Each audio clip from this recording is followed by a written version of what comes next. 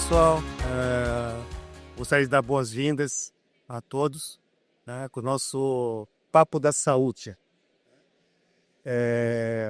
Eu sou o Carlos Oyama, o anfitrião de hoje do Grupo Técnico de Suprimentos, e gostaria de convidar todos os do Sindiosp para participar ativamente do nosso grupo, tá? Para que a gente possa trocar informações mais rápidas, porque o mercado está mudando bastante. E para falar sobre esse mercado, né, os impactos que nós vamos ter com a reforma tributária, eu convidei aqui o Renato Nunes, que é sócio da Machado Nunes Advocacia, especialista em tributos em saúde, tá? Então, tenho certeza que vocês vão ter a oportunidade de avaliar quais são os impactos, como a gente pode se preparar para o futuro, tá? Porque a gente deixa para o futuro, mas o presente vai consumindo a gente muito rapidamente. Então, Renato, obrigado por ter aceito esse convite e gostaria que você apresentasse um pouco de você, falasse um pouco de você. Tá ótimo. Oyama, muito obrigado pelo convite. Agradeço o Sindiosp e a FESaúde na sua pessoa, grandes parceiros. Oyama, além de parceiro profissional, um amigo. E é sempre bom tratar desse assunto. E quando a gente discute com profissionais do que nós denominamos da operação, né, sai um pouco ali do universo fiscal, contábil, de controladoria, é muito enriquecedor, porque é como a coisa vai se comportar na prática mesmo, né, onde as dores vão ser sentidas. Então, para mim é um grande prazer. Eu venho acompanhando esse tema da reforma tributária pelo setor da saúde desde 2019, quando a PEC 45, que foi aprovada e se tornou a emenda constitucional 132, que ali foi o grande marco da reforma tributária. Então, nós começamos acompanhando isso inicialmente junto às entidades representativas do setor de serviços da saúde, o Sindiosp, a ANAP, a Abraned, e acabou se estendendo por toda a cadeia de suprimentos. Então, com a Abimo, com a Abraid, a Abimed, as operadoras, Sena Saúde e Abrange, né, que são as entidades associativas, o Sindusfarma também, nós interagimos muito com o Instituto Coalizão Saúde e ali a cereja do bolo, a Confederação Nacional da Saúde, que acabou encomendando estudos e exerceu um papel muito importante. Então, foi uma alegria imensa, experiência gigantesca. Então, e coroar isso aqui com esse podcast com você é muito bacana. Obrigado. Legal.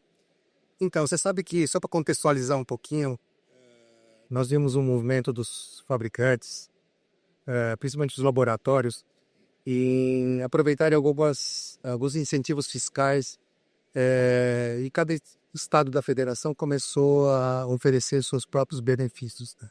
Então a gente percebe que há muito deslocamento de mercadoria, né, para se aproveitar desse benefício fiscal, e que provavelmente, e aí eu queria ouvir um pouco de você, trará impacto com essa reforma tributária. Quer dizer, essa guerra fiscal vai deixar de existir. E a primeira pergunta está ligada a isso, né? Quais são as mudanças que nós vamos enfrentar, né? E o que isso pode fazer com que afete o custo do produto final? Tá bom. Bom, quando eu disse, não foi para agradar o Oyama, que era bom trocar figurinhas com o pessoal da operação, é por conta de perguntas como essa. Só para contextualizar um pouco, Oyama, você me disse que a gente tem 3 horas e meia de podcast, né, para poder falar. Mas o que a gente vai ter na reforma, aqui só para introduzir, para eu conseguir responder adequadamente. Nós vamos ter a extinção de 5 tributos, que a gente chama de tributos sobre o consumo, que vão se tornar outros dois novos, né? Esses 2 novos, um vai ser federal e o outro compartilhado entre os estados e os municípios. Quais vão ser extintos? PIS/COFINS, IPI no âmbito federal, ICMS vai ser extinto e o ISS vai ser extinto. O IPI e o PIS/COFINS, eles vão vão ser substituídos pela contribuição sobre bens e serviços. E, em alguma medida, pelo imposto seletivo, o imposto do pecado. Quem lê no jornal, joga no Google, dá para até se divertir com isso. Só no Brasil a gente se diverte com o assunto tributário, né? E no âmbito estadual e municipal, o ICMS e o ISS, eles vão virar o IBS. Eles são irmãos gêmeos, tá, Oyama, esses dois tributos. A ideia inicialmente é que esses 5 tivessem virado um só.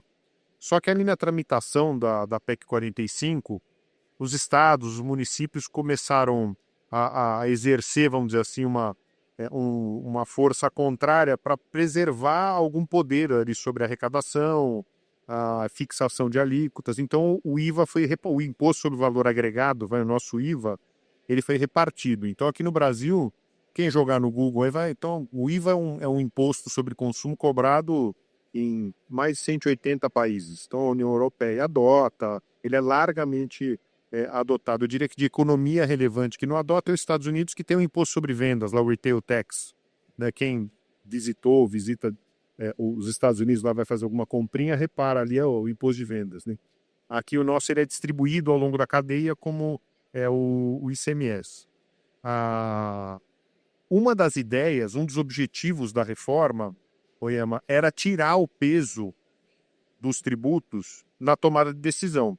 E aqui desses 5 que eu falei, o que costuma pesar mais na tomada de decisão, pelo menos de atividade industrial e comercial, é o ICMS, por conta justamente dos benefícios fiscais.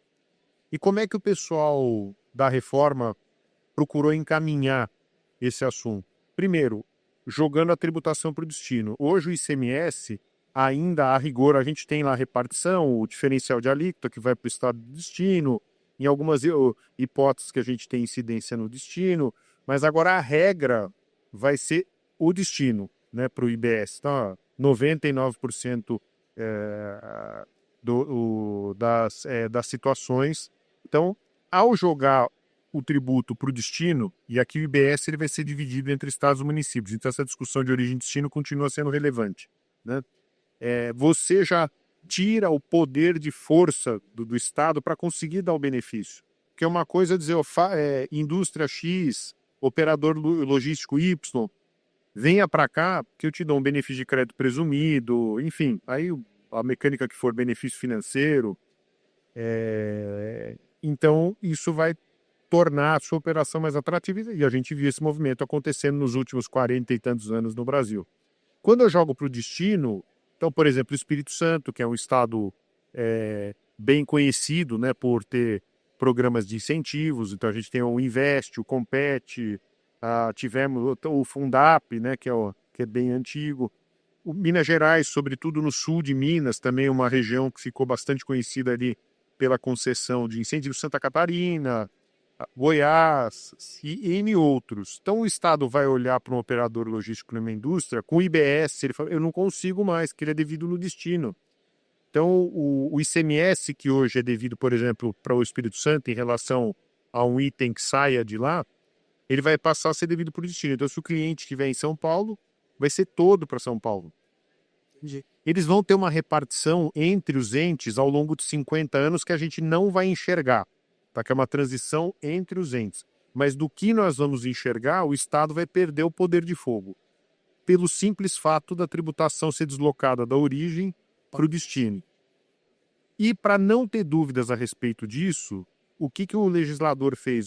Tudo bem, eu já sei que eu já dei uma pancada aqui, só que eu vou prever expressamente, é terminantemente proibido conceder incentivo fiscal sob qualquer forma, benefício financeiro, crédito presumido, que não na forma dos regimes específicos diferenciados beneficiados previstos pela própria emenda constitucional e reduzidos agora pela Lei Complementar 214.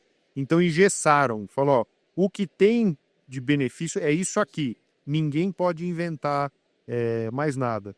Então nós vamos ter uma mudança muito significativa nesse aspecto de instalações, que a gente sabe que houve a construção de estruturas logísticas enormes, né, nessas localidades que concedem benefícios. Então, deve haver um deslocamento disso bastante significativo ao longo dos próximos anos, aproximando as indústrias, os distribuidores dos seus mercados consumidores mais relevantes. E quanto tempo você acha que vai essa transição definitiva para a reforma tributária ser implementada? Então, nós temos ela está distribuída, ela começa no ano que vem, e vai até 2032. Então, o PIS/COFINS não afeta esse tema que você comentou, porque como ele é nacional, né, ele é da União, então tanto faz. Se sai de Goiás ou com São Paulo, é federal. Mas o PIS/COFINS ele acaba no final de 26, então tá aí já, né? E em 1º de janeiro de 27 passa a ser cobrado a CBS no lugar dele. A parte mais complexa da transição, ela se inicia em 2029. Nesse ano, a gente vai começar a ter a substituição do ICMS e do ISS pelo IBS. Então, vai ser uma transição gradual entre 29 e 32. Então, eu vou diminuindo a carga do ICMS e do ISS ao longo de cada ano, para ao final, em 2033, a gente ter a reforma completa. Então, em 2029, a gente já vai ver isso na prática. Então, o benefício vai perdendo força também na medida em que a carga de ICMS ela vai reduzindo. Entendi. E eu tenho insistido isso com o meu grupo de supply, de suprimentos, o quanto é importante a gente saber de todos os custos envolvidos em uma negociação. E impostos, obviamente, faz parte desses custos. Né? E você tem uma estimativa de quanto que seria o impacto desses impostos? Seria comparativamente, seria igual ao ICMS e IPI ou seria maior ou menor? Bom, na tramitação, o que a cadeia da saúde procurou fazer foi obter uma neutralidade. Neutralidade no sentido de não haver aumento de carga. Por isso que saiu o regime diferenciado para a cadeia da saúde, redução em 60%. No caso de dispositivos médicos e medicamentos, pode ser redução de 100% também. E a ideia é que isso esteja meio que alinhado com as reduções que nós temos hoje para ICMS e para IPI. No caso específico do ICMS, para as reduções previstas em resoluções do CONFAS. Esses benefícios que normalmente a gente vê que são os grandes atrativos, não são os aprovados pelo CONFAS, são os concedidos unilateralmente pelos estados. Isso não entrou na conta. Então, tem alguma coisa debaixo do tapete, eu não sei te dar esse número, tá, Oyama? Ok. Então, hoje você paga, sei lá, 1,15 de ICMS, o IBS, a gente está estimando ele ser por volta de 19%. Reduz em 60%, então vai 40% de 19% vai dar quase 8%, né?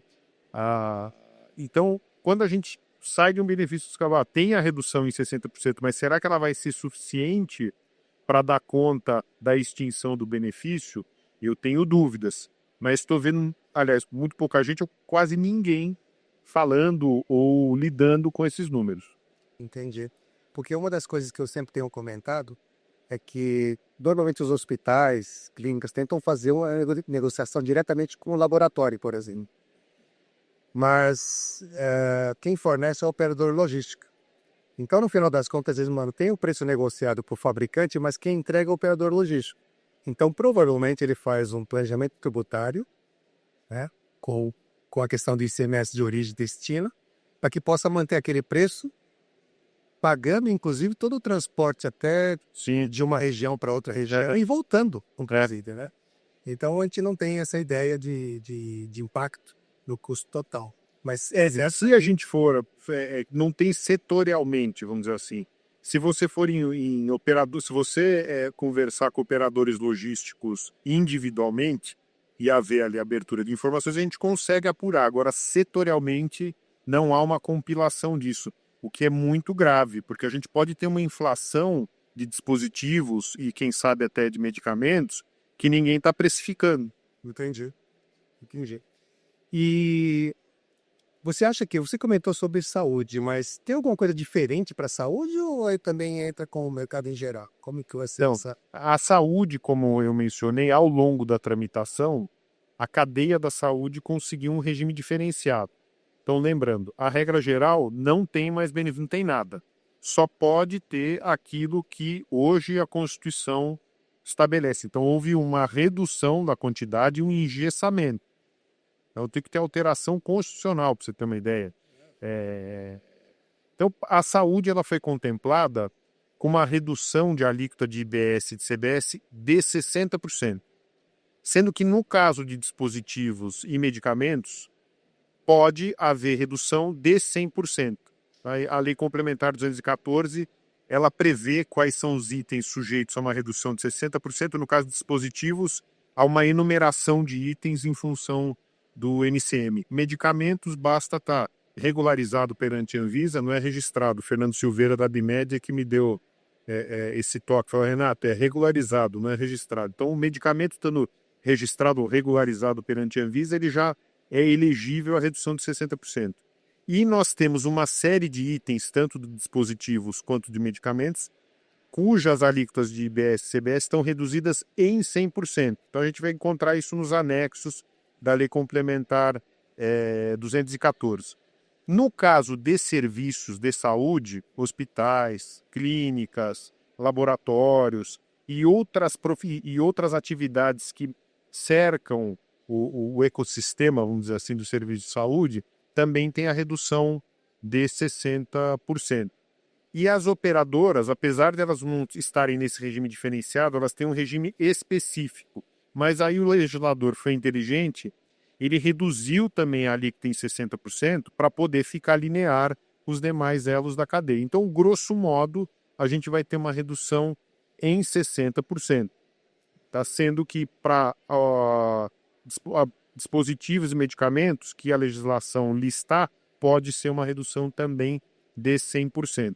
Só abrindo um parêntese rápido aqui, Oyama, e é importante dizer isso porque as entidades filantrópicas têm um peso muito relevante no âmbito da prestação de serviços de saúde.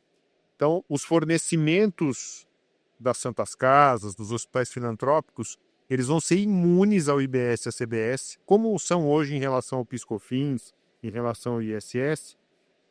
As compras vão sofrer, então o que ela comprar vai ter IBS e CBS, elas não vão poder tomar crédito disso, que vem sendo uma fonte de dor de cabeça para o pessoal. Só que no caso de entidades filantrópicas que tenham SEBAS e o SEBAS tenha sido concedido por força de destinação de 60% dos atendimentos ao SUS, aí vai ter alíquota zero na aquisição de medicamentos e de dispositivos que sejam tributados normalmente. Então, para quando for adquirido por entidades filantrópicas que tenham os SEBAS nessa modalidade que eu comentei, a gente vai ter a redução a zero. Então, esse é o tratamento diferenciado. Vai ter alguma coisa além disso? O Estado, o município vai poder conceder? Não. Se seguir o script que foi aprovado, não. Aqueles hospitais que estão no programa PROAD também serão beneficiados do CEPS? A gente tem que fazer uma divisão aqui. Para a entidade que presta serviços de saúde filantrópico, ele não precisa nem ter o SEBAS. Ele não tendo fins lucrativos, mas tendo ali o caráter social, então ele já vai ser imune de CBS e de IBS. Basta observar o artigo 14 do Código Tributário Nacional, cumprir aqueles requisitos que vai ser elegível à imunidade. No caso do PROAD, ele tem SEBAS. É porque a gente tem algumas modalidades de SEBAS. Então, quando eu vejo a modalidade SEBAS do PROAD e olho para essa questão da alíquota zero que eu comentei, falo, bom, nas compras que um hospital que tem SEBAS, mas por força de PROAD, ele vai ter o mesmo tratamento que tem um hospital com fins lucrativos. Nas compras, os fornecimentos vão ser imunes. Só que, para as entidades filantrópicas que têm o SEBAS na modalidade de prestação de serviços ao SUS, a razão de 60%, eles vão poder adquirir medicamentos e dispositivos que seriam tributados, alíquota zero. Entendi. Tá?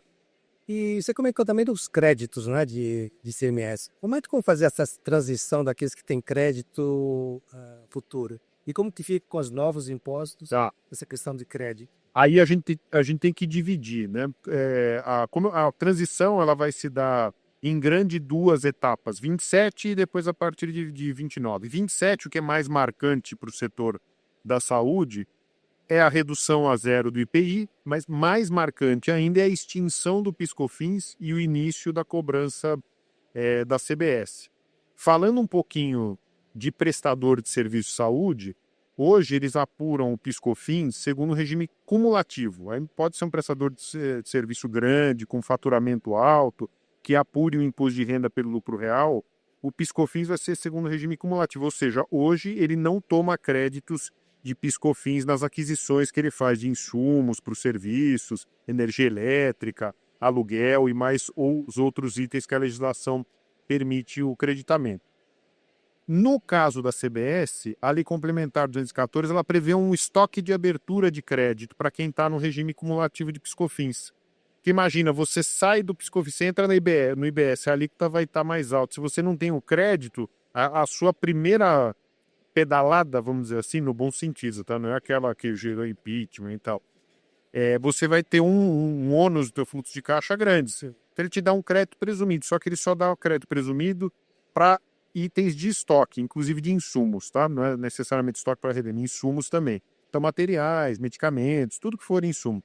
Imobilizado não, mas já é alguma coisa. Bom, começou a transição do ISS para o IBS, porque os hospitais recolhem, as clínicas, os laboratórios, ISS.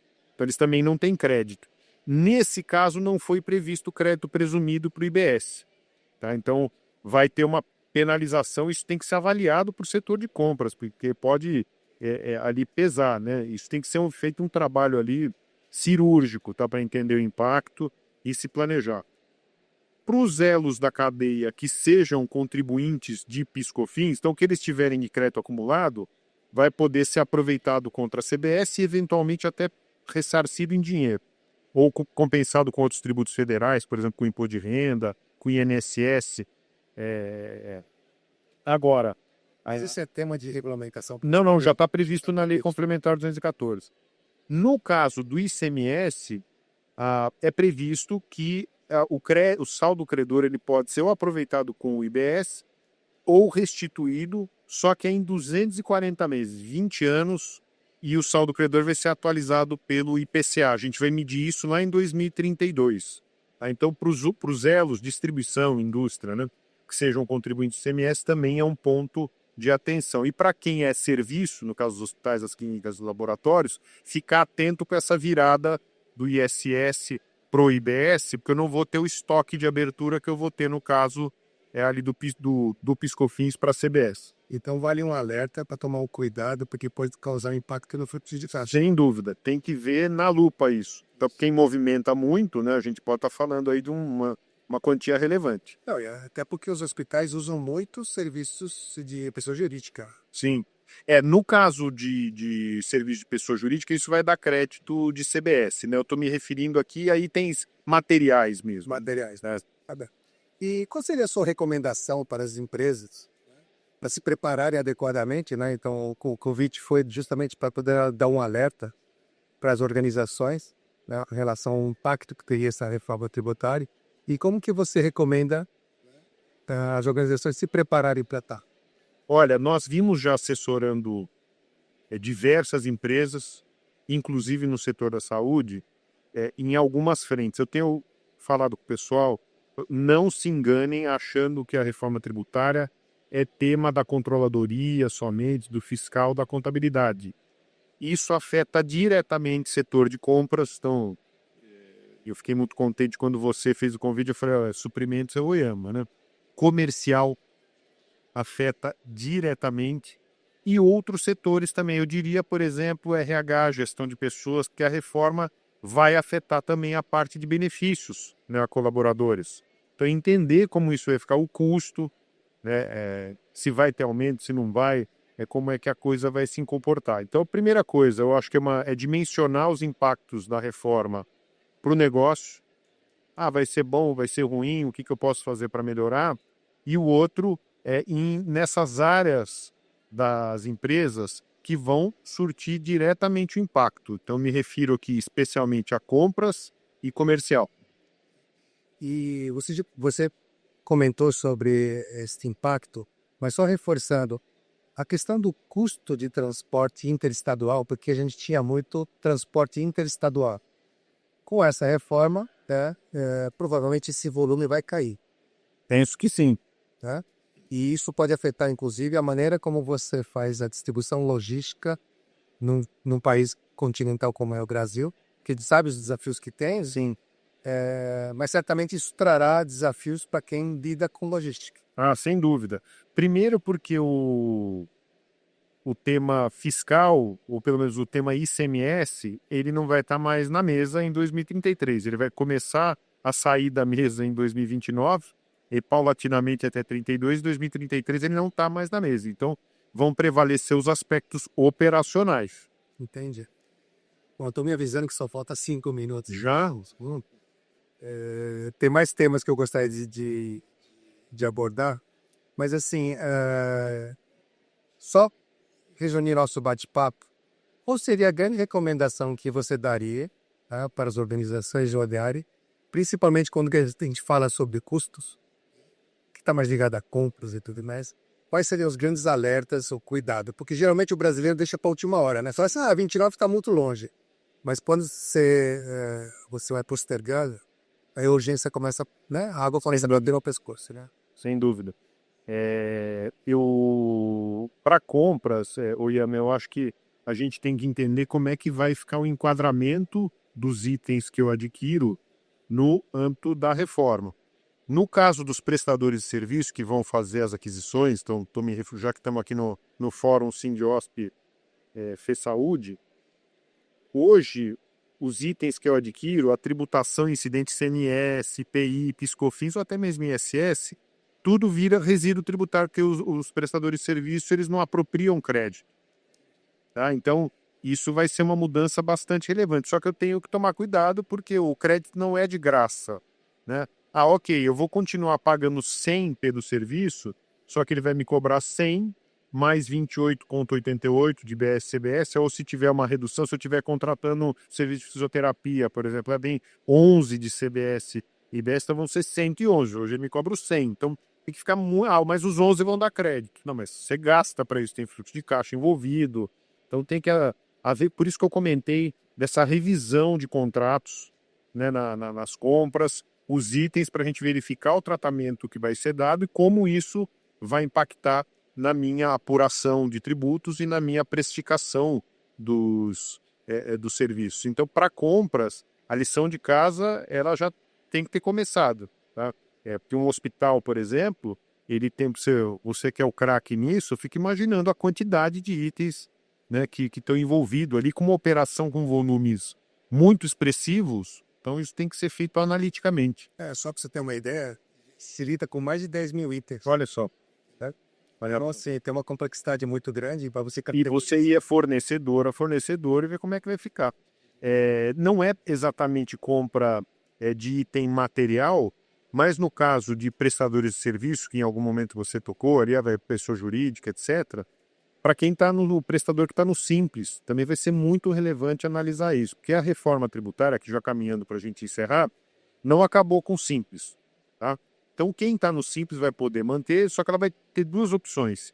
Integrar os novos tributos, a que eu me refiro ao IBS e a CBS, no Simples, e eles vão ter o percentual mais baixo do que aquele normal, bem mais baixo. Como a gente vê hoje lá, né? Quando você integra no Simples, cai bastante.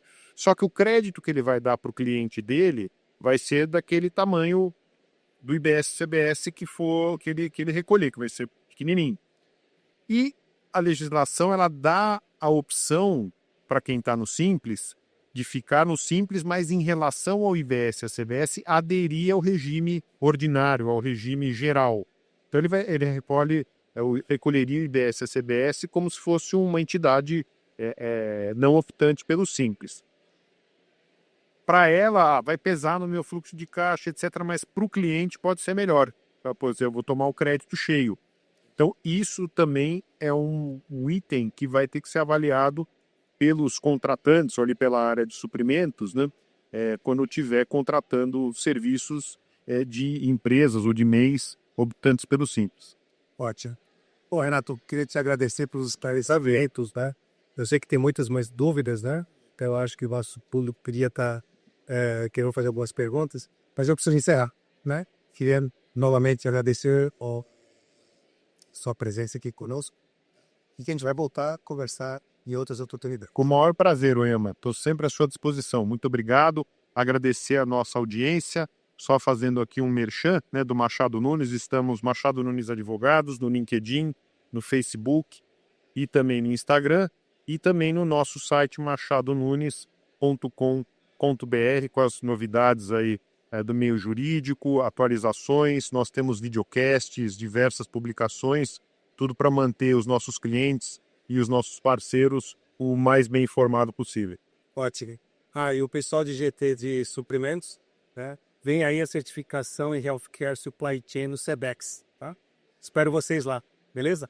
Tchau, gente. Tchau, tchau. Obrigado, Yama. Valeu, obrigado.